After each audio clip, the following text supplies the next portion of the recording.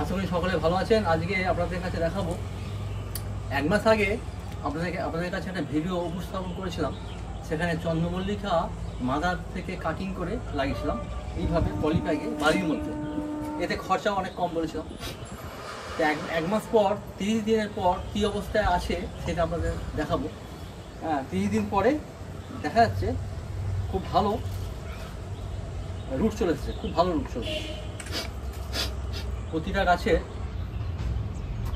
গাছের কোনো root missing নেই।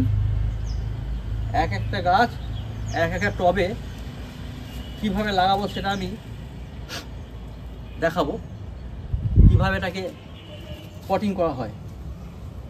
এইভাবে প্রতিটা গাছেরই খুব সুন্দর রুট চলে এসেছে। এই রুটগুলো এমনই আছে যে এটাকে গুচ্ছ বলে বলা যাবে, এবং রুটগুলো একটু স্ট্রং হয়ে গেছে। তো এটা ক্যাসকেড চন্দ্রমল্লিকা বলি এটাকে। এই গাছগুলো থেকে আমরা এখন এই সময় লাগাই কেন, তো এটা আমাদের যেভাবে বাড়বে সেইভাবে আমরা গাছের উপরের ডগটা কেটে দেবো।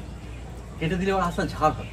ঝাড় হতে হতে যখন আমি এখন 6 ইঞ্চি সাইজের টবে বসাবো। এটা মাটির টব হতে পারে, প্লাস্টিক হতে পারে। তো আগে কীভাবে প্রতিস্থাপন করবো সেটা দেখিয়ে দিচ্ছি। প্রথমে এর মধ্যে এরকম টব ভাঙা ছোট হোলগুলোর মধ্যে দিয়ে দিলাম। দিয়ে এবার তার মধ্যে কিছু এরকম আমরা যে বাড়ি ঘর করি 1/2 ইঞ্চি স্টোন চিপ বললেই আমরা ওই হার্ডওয়্যারের দোকানে পেতে পারি।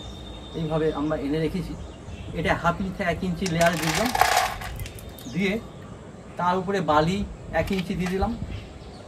দেওয়ার পর আমাদের মাটি তৈরি করা আছে, যেটা আমি একবার বলেছিলাম যে গোবর আর মাটির মিশ্রণ একটা করে রেখেছি, বা ভার্মি কম্পোস্ট মাটির মিশ্রণ একটা করে রেখেছি। এই মিশ্রণটা এর উপরে দিয়ে দিচ্ছি।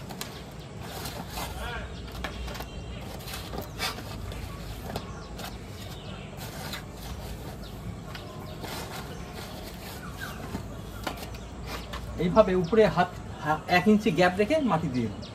তার মধ্যে আমি একটা গাছ লাগিয়ে দিলাম। এইভাবে একটা টবে একটা গাছ। এবার এটা 20-25 দিন আমি এর মধ্যে কোনো সার প্রয়োগ করবো না, এটাকে শুধু জল দেবো। আর এটা দুভাবে আমরা ট্রিটমেন্ট করতে পারি। একটা হচ্ছে সম্পূর্ণ ডিকম্পোজ, বিভিন্ন রকম সারের মিক্সন করে, যেখানে আমরা দেখেছিলাম যে নিম খোল, বাদাম খোল, সর্ষে খোল, কোকোপিট এবং ভার্মি কম্পোস্ট অথবা গোবর সার মিক্সিং করে আমরা জল স্প্রে করে সেটাকে আমরা কোনো পলিথিন, সাধারণত ওই সিমেন্টের ব্যাগের মধ্যে 1 মাস 1.5 মাস রেখে দিলে ওটা ডিকম্পোজ হয়ে যায়, ওর পাওয়ারটা অনেক বেড়ে যায়। সেক্ষেত্রে আমি ডিকম্পোজ হয়ে গেলে সেই ডিকম্পোজ চাহিদা দিতে পারি। 25 দিন পর ওর গ্রোথ অটোমেটিক নিয়ে নেবে। আর অন্যভাবে যদি আপনার ওটা না থাকে তাহলে আপনি করবেন কি, যে সর্ষে খোল, গুঁড়ো সর্ষে খোল, তার মধ্যে ডিএপি 7-8টা দানা, একটা গাছে 2 চামচ সর্ষে খোল আর 8টা দানা আপনি গুঁড়ো দিয়ে এটা জল দিলেন।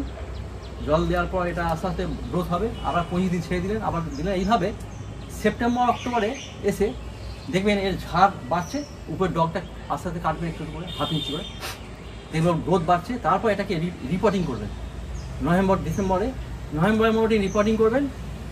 এটা 12 ইঞ্চি টবে লাগিয়ে দেবেন। তাহলে এ থেকে আমি একটা গাছে মোটামুটি 150 থেকে 200 পিস ফুল পাবো।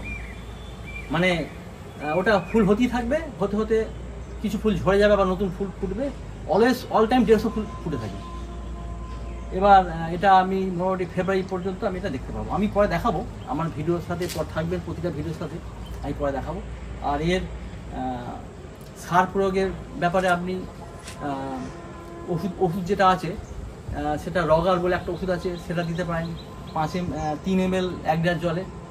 আর মাঝে মাঝে আপনি নিম অয়েল 1 লিটার জলে 3 ml দিয়ে ওটার মিশ্রণটা একটা গাছে 1 কাপ করে গোড়ায় দিয়ে দিতে পারি, অথবা স্প্রে করে দিতে পারি।